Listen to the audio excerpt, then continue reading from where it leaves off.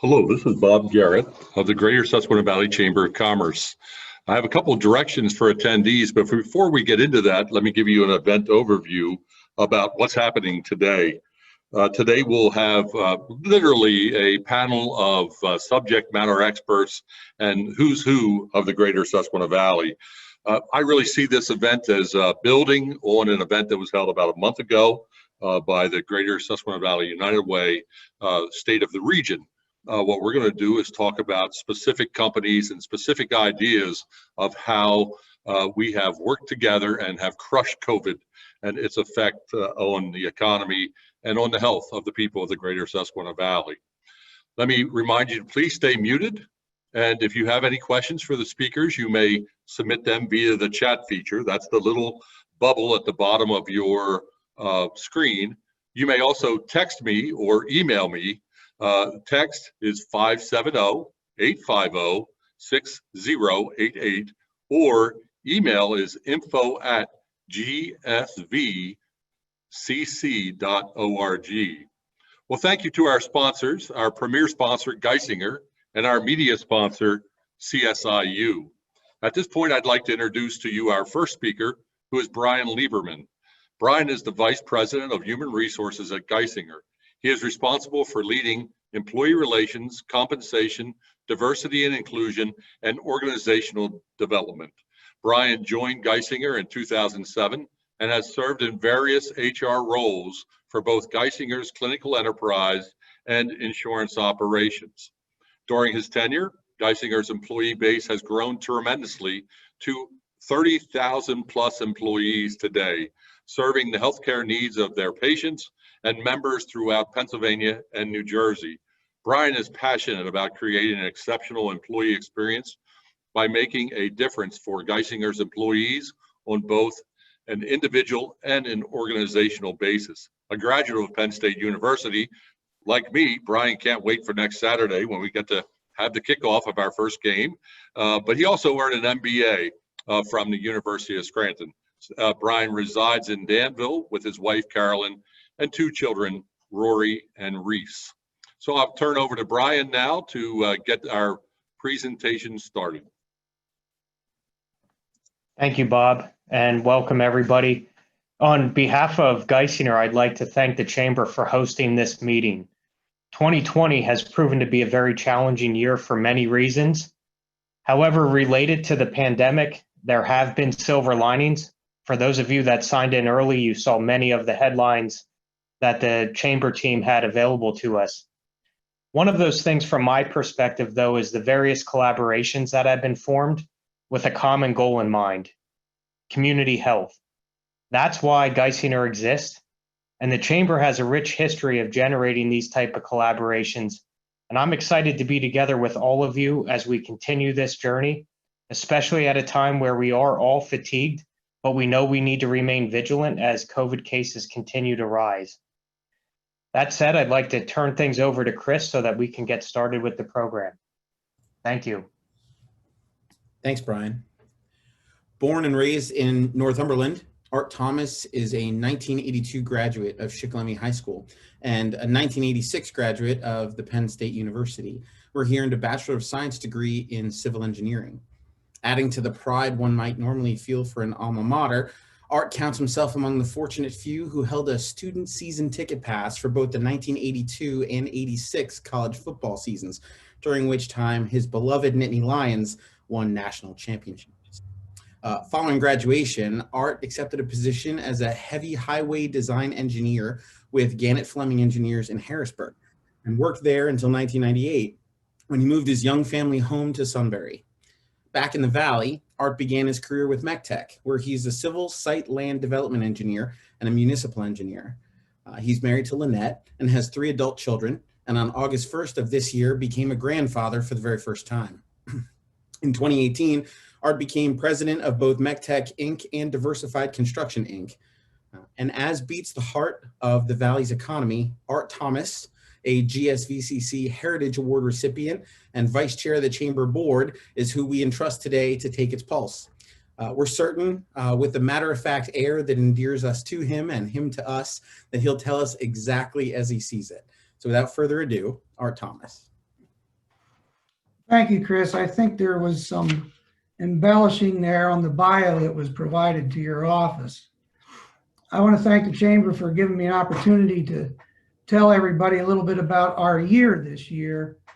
At Meck-Tech Incorporated and Diversified Construction, we consider ourselves very lucky.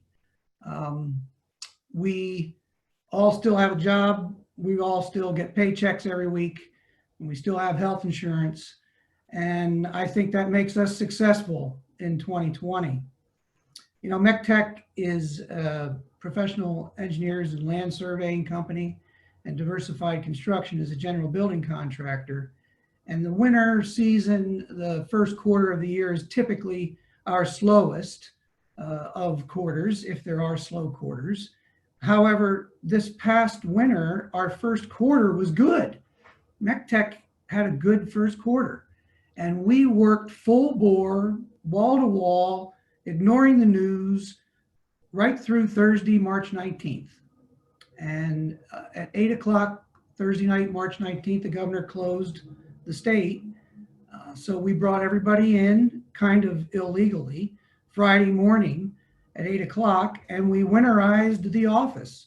Everything from cleaning the desks off with files to cleaning the office with spick and span. And we went home. And I never considered remote work because we never did remote work. I was concerned about the efficiency of doing remote work. So we just stopped working. And that was Friday, March 20th. On Sunday night, March 22nd, all of the Meck-Tech staff got on a conference call and started to pursue the application for unemployment process that none of them had ever had to do before in their life. With the exception of me, as an owner, owners had never been able to collect employment. And things went successful for them. They got their applications submitted. And starting on Monday, March 23rd, I immediately spent the next week and a half attending Zoominars, 2, 3, 4 a day, every day, chamber, statewide chamber, legislators locally hosting things, United Way, DCED, and started absorbing all the information I could about what I'm going to need to do to have our two companies survive. After a week and a half, I figured out a plan for what I needed to do. Per one of the seminars, Zoominars I attended, I decided to apply for everything. We applied first for the PETA CWCA loan money, $60 million of state money, and I was too slow in the draw. The money was gone by the time I applied. I then proceeded with PPP and EIDL loans, and on April 8th, I submitted PPP loan applications for Meck-Tech and for Diversified Construction. Only 8 days later, on April 16th, we all heard that the PPP monies were gone. Fortunately, 3 o'clock in the afternoon on the 16th, my bank called and said, the Meck-Tech PPP loan's been processed. Sign electronically and you'll get your money. About an hour and a half later, the bank called again and said, oh, Diversified Construction's PPP loan ain't gonna happen. We ran out of money. So on Monday, April 20th, Meck-Tech went back to work, but this time I was okay with them going back to work remotely because my PPP loan was gonna cover payroll through the end of June, and maybe we'd figure out remote by then. So we were off for 4 full weeks. And the entire time that we were laid off, all the employees got all their state unemployment, all their $600 unemployment, timely and correctly.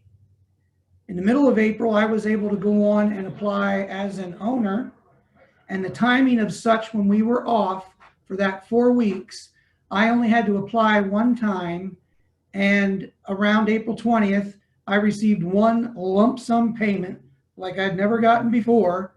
That was my 4 weeks of state unemployment and my 4 weeks of $600 unemployment. And all of our employees and all of their appropriate family members all received their $1,200 stipends. So I go back to my original statement. We feel very lucky here because, matter of factly, it happened the way it was supposed to happen, the way we were told it was going to happen. And we got through that. Meck-Tech got an EIDL loan. That was approved on May 16th. I'm sorry, Diversified got the EIDL loan on May 16th. Meck-Tech's EIDL loan was refused. We have an SBA loan that we're 8 years into a 10-year period right now, so we weren't qualified. However, Meck-Tech got the $1,000 per person up to $10,000 grant giveaway. So we got $6,000 deposited into our account, even though we didn't get an SBA loan. So we were flush with cash. Now remember, we're a small company. Meck-Tech has 6 people on payroll. Diversified has 5. But we started the year with 11 and we still have 11. And it's the same 11. 20 people on group health insurance. We've been able to maintain it the whole way through. So again, we feel pretty lucky. All office personnel came back into the office on June 1st, Monday, June 1st. And the phone's been ringing ever since. People want people say their neighbors are building the fences in the wrong spot. They want boundary surveys. We don't get those phone calls when times are tough. I can't explain this. People are spending money either they don't have, or because they had to stay at home, they're angry with their neighbor and they want boundary surveys. I don't know. On the commercial side, businesses want to expand. We're doing subdivisions. We're doing land development plans. Things are good. Now, things are not great. Don't misunderstand me, but things are good and we're getting through this. I don't know what this winter's going to hold. Do we spend our money down in December or do we save our money to survive the winter? I don't know. But let me leave you with this. PPP loan money.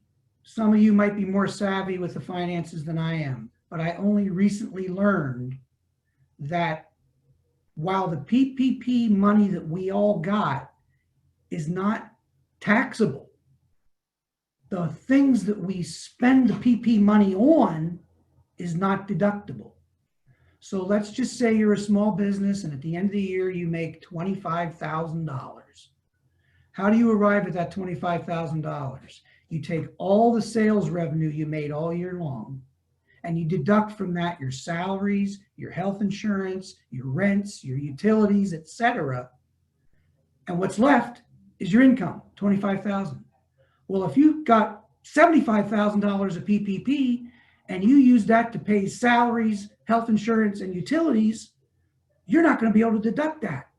So instead of having $25,000 of profit, you're going to have $100,000 of profit. So we got all this PPP money in the summer. Some of us are going to realize we need to maybe spend down in December. We're going to be infusing that cash into the economy. And then those of us that don't realize they should be spending down are going to be paying taxes next April. So the money's going to be going, the money's going to be spending. So please, if the bottom line message on the PPP point, talk to your accountant. Make sure you do some tax planning here at the end of the year. But we're happy at Meck-Tech and Diversified Construction. We're all still gainfully employed. We're paying our bills, and we're glad to be here and glad to be part of this presentation. With that, I'll pass it on to whoever's next. Thanks, Art, very much. As I promised, Art tells it exactly as he sees it. For our next speaker, measured, temperate, thoughtful. These are a few kind words I offer in advance of Chief Academic Officer of the Central Susquehanna Intermediate Unit, who oversees development and execution of the academic programs which support our community's 36,000 students. Follow with me, if you will, the highlights of his career. Bachelor of Science from Rutgers, followed by a Master of Arts from the same institution, a doctorate in educational leadership from the Pennsylvania State University, assistant principal at Bloomsburg High School, principal at Central Columbia Middle School, curriculum coordinator at Central Columbia School District, adjunct professor at Wilkes University, superintendent at Warrior Run School District, and now his role at the IU, where he has served since 2016. As time passes, John Kurelja steadily accepts, as leaders do, more and more responsibility for a growing percentage of our youth. and we need look no further than the success of his own family to know that our children are in the hands of a fine steward. Married for 28 years to his wonderful wife, Jackie, John has 3 adult children. Luke, 26, a naval officer. Christina, 24, a science teacher at Loyalsock School District, and Joey, 21, a combat medic in the Army. Lovers of family time and travel, John and Jackie have visited Alaska, Maine, Rocky Mountain National Park, Yellowstone National Park, the Grand Canyon, and many other beautiful locations. A key sponsor and supporter of our program, a director of the Chamber Board, and a respected leader, please join me in broadening our perspective through the eyes of John Kurelja. Chris, thank you very much for that introduction. It's kind of fun to listen to this stuff, particularly about your kids, I think. Before I start, I just want to say thank you. We've been through some of the most difficult times in education and as a region, maybe as a country, as we've seen in some time. And the way that we've gotten through that is by partnering together. And as educators, we've been extremely blessed to receive tremendous amount of support from Joanne Troutman at the United Way, Allison Hess at Geisinger, Matt Exley from Evangelical Hospital, just to name a few of people that have helped us to try and navigate these uncharted waters. I've never been so proud to be an educator. Our area and the things that I've seen people do have made me so proud to live in this community, to see how people have pulled together. Just 3 examples I love to share. When schools closed on March 13th, kids got fed.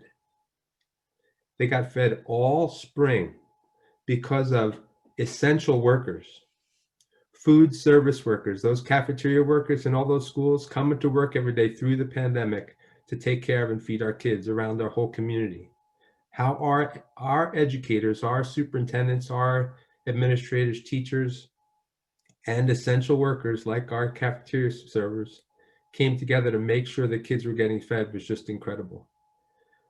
Personal protection equipment, thousands of items were created by our educators using 3D printers from around the region to provide PPE equipment for healthcare professionals around the state and beyond. Shared educational resources. We provided tons of material by bringing teachers from around the region together to create materials that were then shared across our region, across the state, and across the country. Our educators were at their finest during this pandemic, that's for sure. So who are we? I work for the CSIU. It's a wonderful organization, and we are considered a service center for close to 40,000 students from around the area, 17 school districts, 3 career and technical centers, and dozens of early learning programs are all underneath our wing. And our job is to help local school districts do what they need to do. And this year was a challenge for everyone. So over the course of the last 7 or 8 months, we've met over 50 times with local superintendents. We convened principals and guidance counselors in their job-like groups to try and help them network and develop plans. We help them with their health and safety plans to try and develop actual ways to transport students during a pandemic and feed them during a pandemic, and then actually to educate them during a pandemic. So the things I wanted to share, most importantly, what is the state recommending for our local schools during this time? Like, what in our region is the state telling us to do? Well, I think this is really telling to the kind of people that you have running your schools in our region. Right now, there are 67 counties in the state of Pennsylvania. They are ranked in terms of their level of transmission at low, moderate, or substantial. 7 counties right now in the state of Pennsylvania, of those 67, 7 counties are considered substantial. 4 of those counties are ours. 4 of the 67 counties are substantial, are in our region. And what does the State Department of Education or Department of Health tell us about what we're supposed to be doing with those kids during education during this time? They're recommending that we go full virtual. So I think that the question comes up is, why would our local superintendents and school boards make the decision that with the recommendation to be fully virtual, would they be choosing to open their schools? Well, this is the predicament that our principals, our superintendents, our school boards are put into, where they're faced with having to make decisions about the whole child, not just about the COVID child or the one who has COVID. And what we found is that it's in our best interests, because the community is still open, not like it was in the spring, that kids come to school. And they have made that decision because they're looking at what happens when parents have to go to work. Kendra Walker has talked to me about the concern she had if schools were to close and healthcare providers didn't have someone to take care of their kids. Our educators have taken that to heart, and they've done everything in their power to keep schools open. So instead of following those recommendations that are regarded just around COVID, they've opened up their schools. And they're doing things now as educators that they never would have dreamed were even possible a year ago. And they've been working nonstop to try and make this happen. It's extremely stressful. I say that about superintendents who are being asked to be healthcare experts when they're educational experts. And it is a challenge, to say the least. I feel for them every day and try and do my best to help them. On the other side of that, you have our teachers. Typically, teachers had their prep time and they'd go into school and they'd teach students, and then the students would come home and they'd grade papers. Now they have to teach in person. They have to monitor hybrid instruction, prepare online lessons, and sometimes they have to do virtual instruction as well. It's extremely difficult, and something that I can only imagine what they're going through to try and make that happen, but they're doing it every single day. I just could not be more impressed with the job that our educators are doing in our region to try and keep the economy open so that businesses can do their thing. And they're doing it at a cost. It's a challenge. And I just am so grateful for the professionalism that's being displayed by our educators, from the superintendents and school boards all the way down to our support staff workers who are doing that feeding of the kids every day. We are blessed to live in the Susquehanna Valley. Thank you. Thanks, John. You've given us a lot to think about. Before I proceed with our next introduction, I'd like to remind our guests that we welcome your questions for the panelists, and we'd love for them to be submitted via the chat feature, which should appear right in front of you in Zoom, or via a monitored email that we're watching closely during our presentation, which is info@gsvcc.org. Again, that email is info@gsvcc.org. Now, to move on. Sharp, articulate, overwhelmingly passionate about our community, Andrew Miller needs no help from me by way of an introduction, that's for sure. In fact, I'll challenge our attendees that if you've never heard him speak, you'll be floored by the passion and urgency in his voice as he articulates his vision for our community as a premier tourist destination. His passion befits his role as executive director of the Susquehanna River Valley Visitors Bureau, a destination marketing agency responsible for promoting Northumberland, Snyder, and Union counties to tourists and visitors. The Bureau is a membership organization which promotes the region's amenities to residents as well, encouraging all to be backyard tourist ambassadors. A native of Danville, Andrew moved to the Washington, D.C. metro area in 1984, where he began his career in nonprofit associations. Traveling extensively throughout the U.S. and Canada, he's worked with a variety of visitors bureaus from San Diego to New Orleans, Dallas, Houston, Orlando, and Montreal, to name a few. Andrew returned to Pennsylvania in 2000 to be closer to his family and served as executive director for the Columbia Montour Visitors Bureau before starting his position with the SRVVB in May of 2006. Why so passionate, you ask? Andrew's compelled by what he calls our region's greatest asset: the welcoming nature of our residents and the hospitality employees who make travelers and tourists feel at home. It's not difficult to see that his passion is contagious, as it permeates the hearts of a thoroughly engaged staff and board, whose combined efforts amount to a sincere invitation for everyone to discover and explore the secrets and treasures of our beloved valley. Join me kindly in welcoming another fine Penn State alumnus, Mr. Andrew Miller,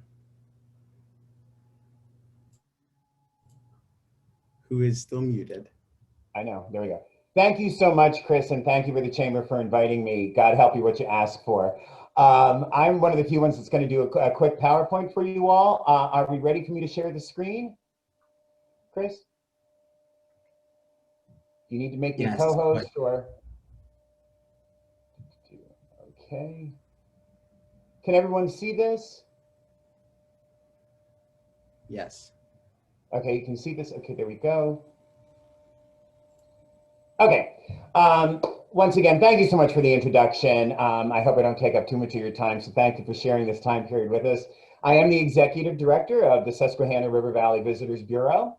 We're the officially designated tourism marketing agency for Snyder County, Northumberland County, and Union County. The area that we promote, our target audience, mainly where visitors and tourists come from, is the Mid-Atlantic, with major urban areas such as New York City, Philly, Washington, Massachusetts, Connecticut, New Jersey. You look at the Washington, D.C., Maryland, Northern Virginia area, this is where we predominantly attract the area to, and which our visitors come. We have a local market of about 3.8 million residents within 50 miles, 74.5 million within 300 miles, and if you look at 75% of those individuals potentially traveling to the area, we are always doing our best to market the region to 56 million travelers.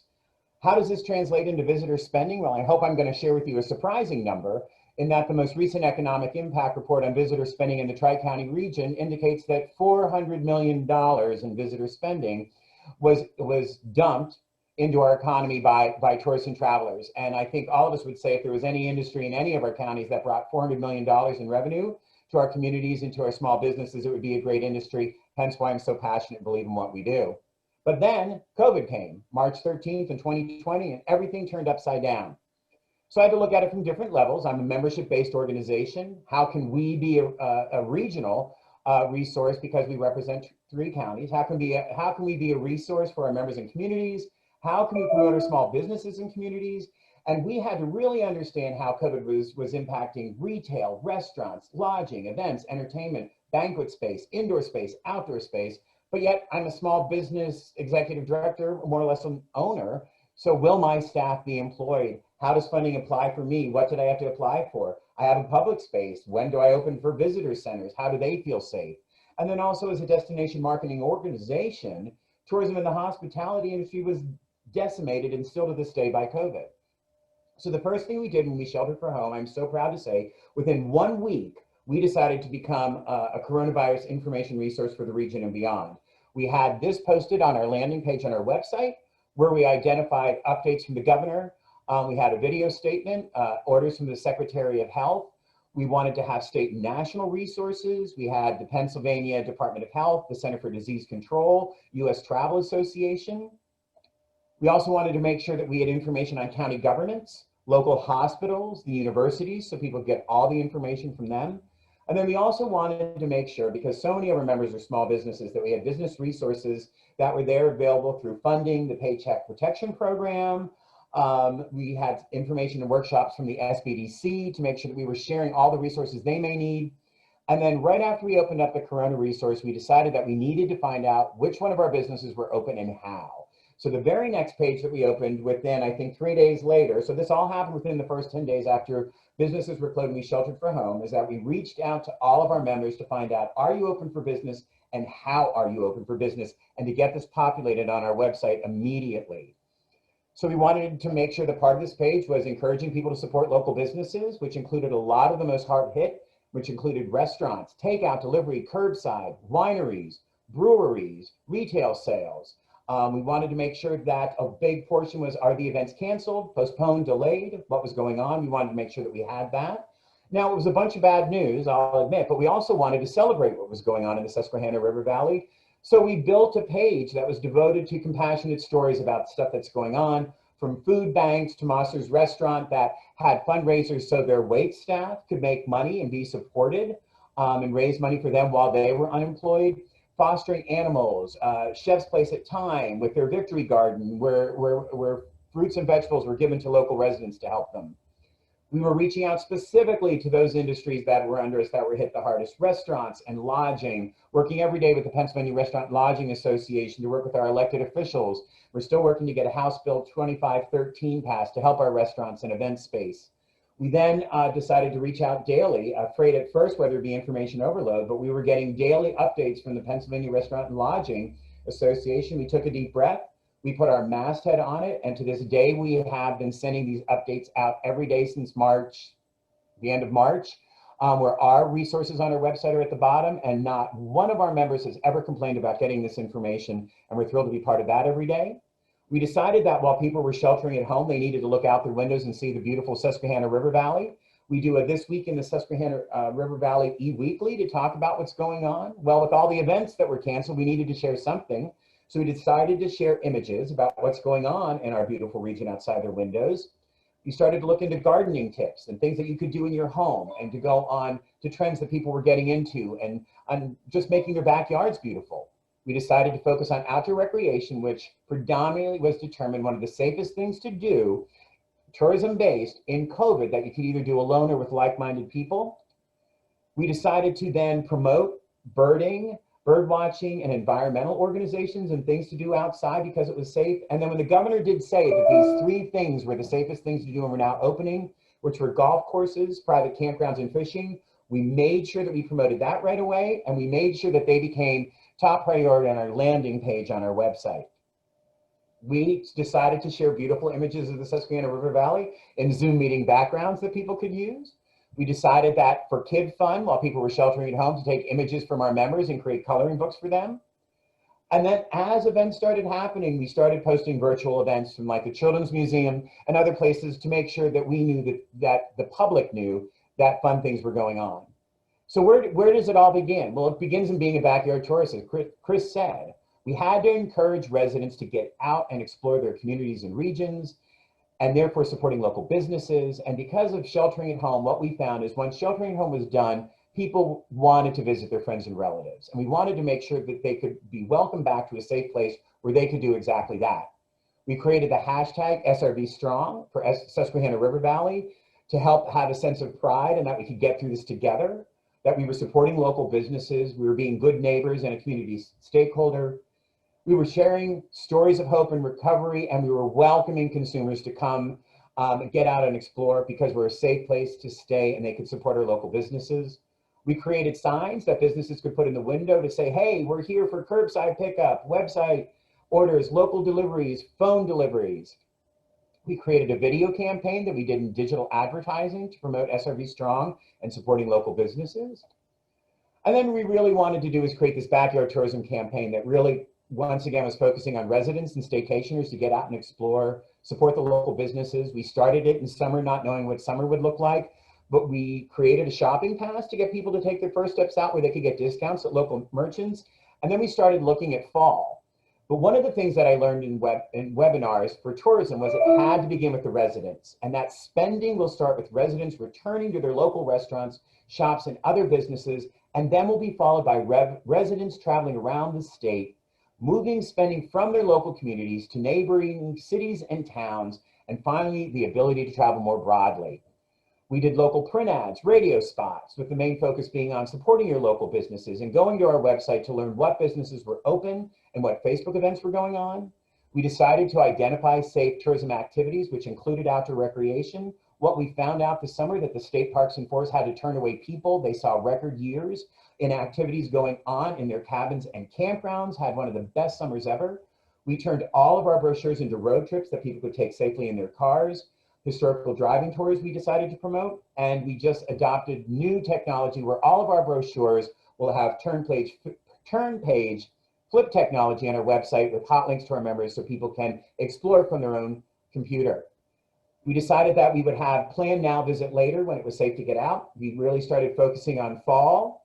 That happened with a successful fall campaign that we started promoting as early as September 1st. To get people to understand what fall activities were, the top 10 things to do, wineries, breweries, harvest. And we believe that we are uniquely positioned to bring back tourism to help in the economic recovery of the area because we have plenty of room for responsible social distancing. We're an easy destination to get into within 4 hours. We're affordable. We have opportunities for all budgets. And similar to the Great Recession, where we did backyard tourism, we went right back into that with staycations and backyard tourism as part of our economic recovery. We wanted to build on the current trends that people will be visiting their families and friends after sheltering at home. They'll be traveling by car, which is the safest. They don't want to travel too far. They want to enjoy outdoor recreation, which is one of our biggest amenities that's only increasing. And most important, they have trust and confidence that we're a safe area to explore. I'm excited to be part of the Susquehanna River Valley. We've had a great fall. We're looking to see where things go, and we can't wait to see where 2021 takes us, and we hope it's a banner year. Thank you. Thanks, Andrew. As promised, I knew you'd hear his passion come out. If Andrew Miller represents the fervor behind our region's outreach to visitors, then his equal in compassion for the well-being of our residents is found in our next speaker. With more than 20 years of experience in nonprofits and philanthropy, including work at Susquehanna University, Evangelical Community Hospital, and Camp Victory, Joanne Troutman has been responsible for development teams at small rural nonprofits, which have cumulatively raised more than $60 million in public and private investments. CEO of the Greater Susquehanna Valley United Way since 2015, Joanne has worked with a wide range of partners to establish local opioid coalitions, to expand pilot programs targeting issues related to poverty, transportation, education, and criminal justice, and has launched the United Way into the social innovation arena. Not only trained herself, she has also developed trainings in brain development, ACEs, trauma, substance use disorder, and social determinants of health and equity issues such as rural transportation, childcare, food insecurity, and housing. Regarded as a veritable expert in local nonprofit work, she was awarded the Chamber's Karen Hackman Star of Excellence Award in 2019 and has been a true ally, a tireless advocate, and a fine friend to and for the people of the Valley. Possessor of a bachelor's degree from Susquehanna University in journalism and a master's degree in management and leadership, join me please in turning a listening ear to Joanne Troutman. Thanks, Chris. What a great introduction. I really appreciate it. So, much like John did a little bit earlier, I just want to say thank you to all of the agencies and organizations that have been along for this journey, right alongside of us and each other. I think when I think back to the last 7 months of activity, the thing that I think is the biggest win is the fact that we have all been able to seamlessly collaborate and do so in a way that we never really have before. Although I think part of the reason we have had so much success in responding to the COVID crisis is because all of those relationships were well established ahead of time. We all had been working together, and with organizations like the Chamber, CSIU, the school districts, all of our regional nonprofits, the hospitals, the health system, we support each other on a daily, everyday basis anyway. And so when COVID happened, it just kind of forced us together more closely. There are a number of things that have happened over the course of the last several months, and none of it have we done ourselves. So everything that I'm going to talk about today involved multiple collaborations, multiple partnerships that I'll be talking about. When the world shut down back in March, what was kind of amazing was that our nonprofit community didn't. I think a lot of organizations sort of had to close their doors because they weren't necessarily on that list of essential services. But what I found really interesting is a lot of government services that people rely upon for housing, food assistance, different things like that, especially for unemployment services, were not necessarily readily available. It was hard to get, it was a little more difficult for the broader infrastructure to mobilize under the sort of remote way of doing things through COVID. But in that instance, those of us who run nonprofits were just kind of there in a heartbeat. One of the first things we did was make sure that people had internet access to some Wi-Fi hotspots regionally. I want to shout out to Contrast Communications. I know that they're a regular sponsor of the Chamber and very involved, but they were right there along with us. And when we were installing Wi-Fi guest networks at Mount Carmel Library and out in the western end of Snyder County, they did the labor, they did it for free, and they were sort of Johnny on the spot, for lack of a better term. So that was the first initiative we took on. We also pretty immediately started meeting with our Basic Needs Task Force weekly. That is a group that meets normally monthly to talk about things like transportation, housing, and food insecurity. We were meeting every Monday morning for probably 3 or 4 months, and now continue to still meet about every other week, kind of trying to keep our finger on the pulse of what's happening out there and what's changing, and the legislation and the CARES Act dollars coming through. So it's been really, really helpful. One of the other things we did pretty immediately was received some funding from a variety of partners that did not skip a beat. Degenstein was within the first week right on it, the foundation, and then, you know, organizations like PPL and some others, you know, all wrote checks early on where the government was unable to respond right away because of all the hoops that we sort of have to jump through legislatively. Our private funders and businesses were immediately in support of us. And it's part of the reason why we were able to mobilize so quickly. We also purchased Zoom licenses, for example, for over 30 organizations. PPE was also a need that's already been mentioned. I want to thank Chris Berleth in particular. He's not paying me to do this or say this, but I mean, he is single-handedly responsible for helping us make the connection and getting quite literally thousands of youth and adult masks into our hands and then out into the community. We had 5 public mask giveaways, and every single time there were people waiting an hour before we started. We at one point backed up traffic on Route 11 and 15, and I don't know whether to call that a success or failure, but the police had to come, and you know that it's a need if that happens. And so we felt gratified in that we were all able to meet a need that clearly existed out there in the community. And I will never, for the rest of my life, forget that first Sunday when we found out that our hospitals were struggling for PPE. I texted Jen Hain, and she responded to me and said, how can SunTech help? And she and her husband and I spent an entire afternoon quite literally digging in the closets and cubby holes of SunTech, and were able to provide thousands of masks and thousands of gloves and other PPE and supplies to SunTech, or from SunTech to Evan Hospital and Geisinger Health System. And I think that was a lot of what people didn't see in those early days. Just so much of it was hard work and determination and just a willingness to help. And that was pretty amazing. Where we've been focused the last 2 months or so has been on continuing to provide support that PPE. So it feels like every 2 to 3 weeks we get different requests. You know, at first it was healthcare. Then it was our partner agencies. We provided over 50 COVID care baskets, for lack of a better term, to nonprofits to reopen in those yellow and green phases. By the end of the summer, it sort of came back around to schools, and you know, CSIU has been supporting that initiative. I think we were also trying to find out what unique needs school districts had, not just in PPE but supplies.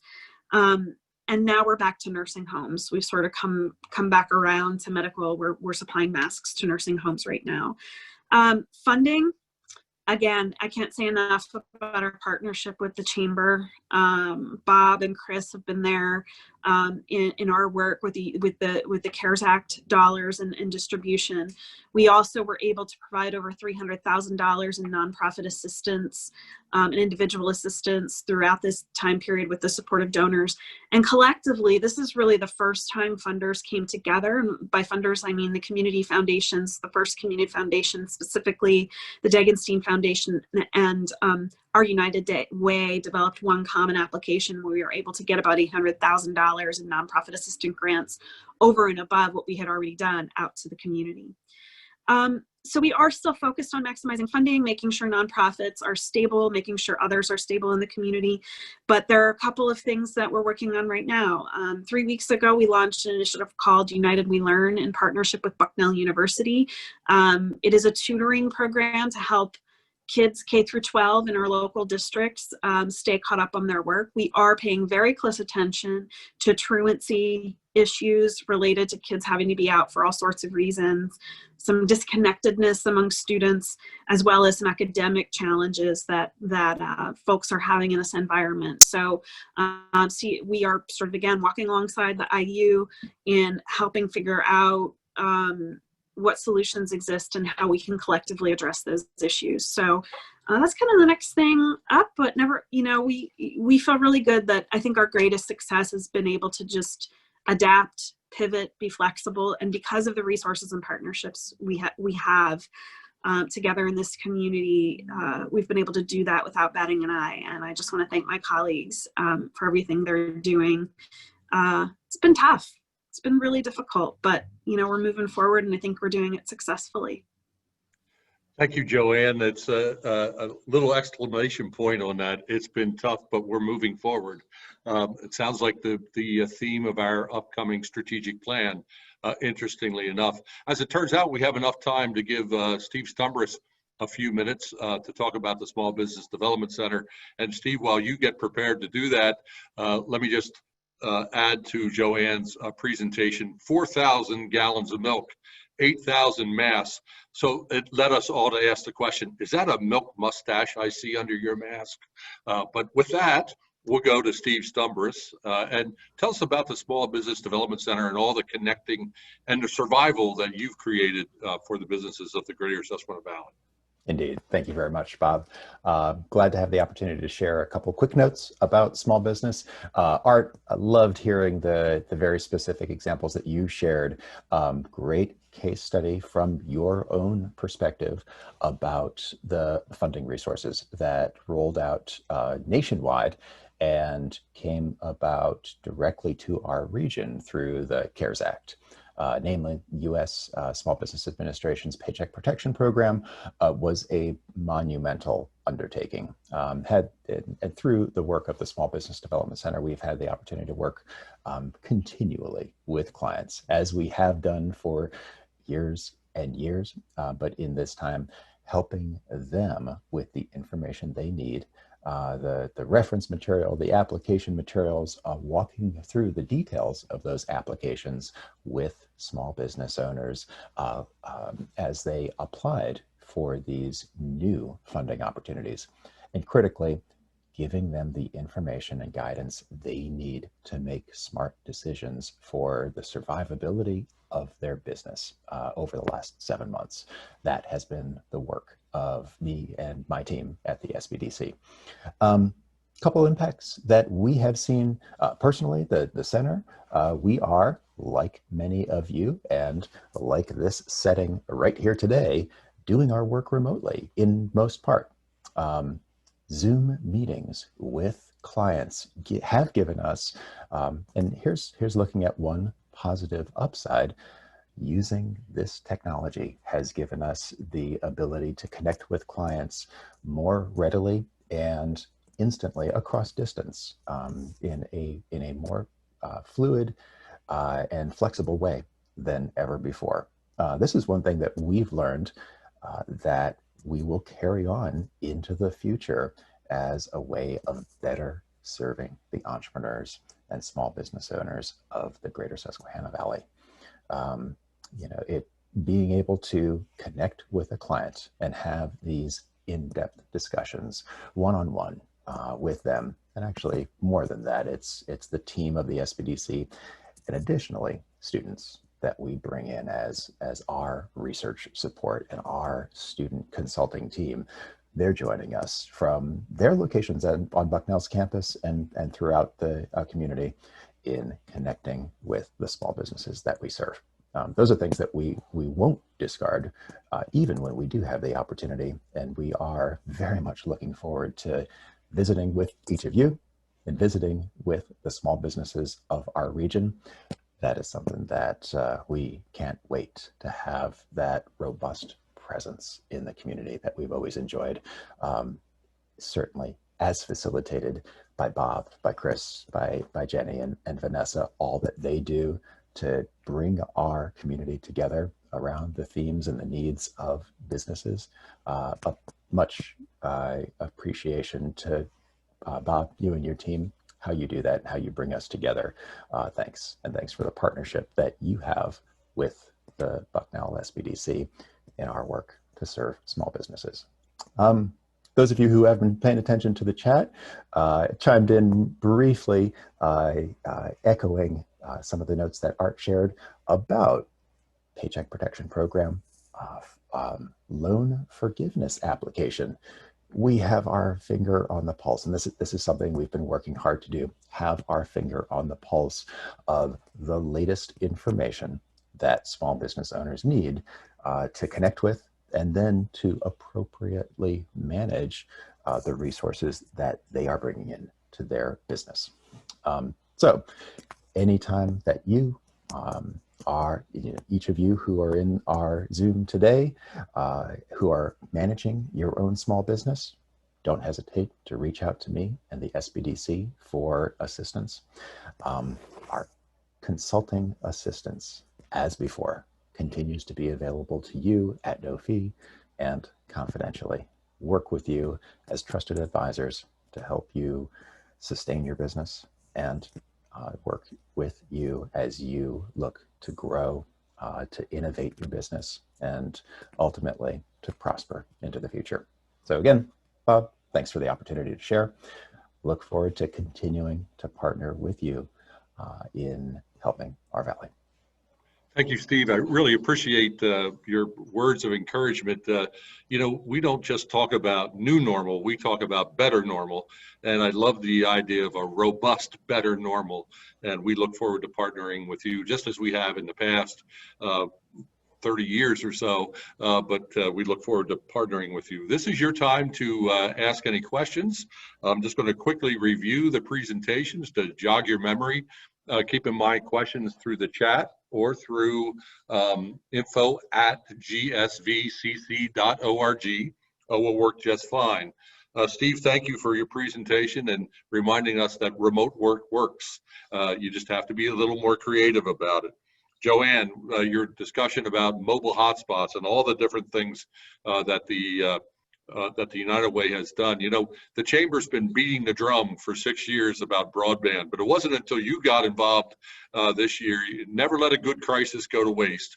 You got involved this year, and we have really seen the broadband. The map in the map in the greater Susquehanna Valley is looking much better today than it did before. There's still plenty of work to do, but it's coming. And Andrew, we love your ideas about keeping the Valley open and all of the resources that you've put out. We will certainly do our part to further spread those resources to every corner of the Valley that we possibly can.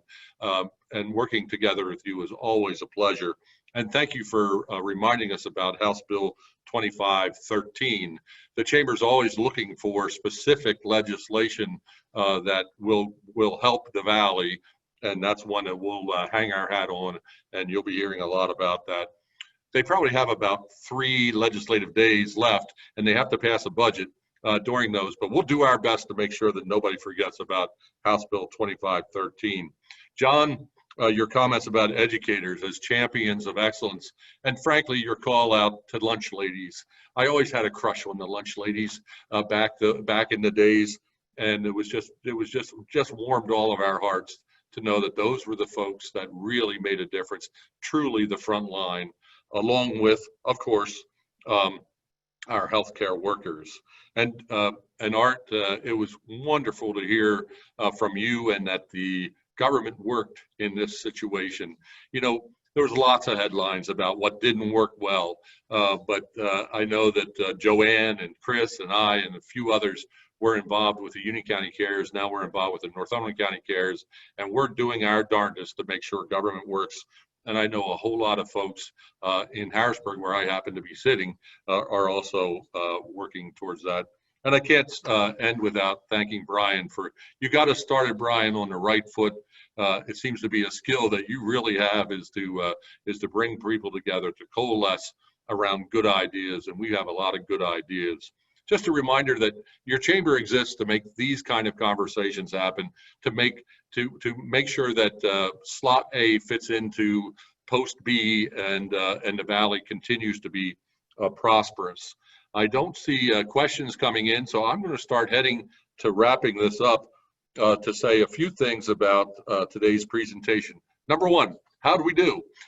Jenny launched an evaluation during this presentation. We'd love to hear from you. You don't have to mention my beautiful pink tie today. Yes, I broke the pink out. for October. I already know it looks great, but you can tell us some good substantive stuff in your evaluation. Number two, thanks and thanks and thanks to our sponsors, to Geisinger, to Brian Lieberman, and the entire Geisinger organization. It has been so good to have you at our side throughout this. You know, Geisinger traces its roots back to another pandemic 100 years ago or so, and they got us out of that one. They're going to help us get out and keep us all get out of this one and get safe and continue to grow. And to CSIU, to John, it's wonderful to have you as a partner and as a board member. You know, for a few years ago, John and I were sort of the John and Bob show, and I would be remiss if I didn't mention Dave Zartman as we went around the Valley to pitch what is now the Greater Susquehanna campus of Luzerne County Community College. And let me tell you, if you need, if you want to have a partner to ride with, or to fish with, or to do anything with, you can't do any better than John Kurelja. And I know that the educators of this valley feel the same way. And hey, by the way, that fella at least on my screen up in the upper left corner is actually Eric Shearer. It says GSVCC Chamber. No, we didn't hire a new employee, but you're well. This is going really well, Eric. Feel free to join us anytime.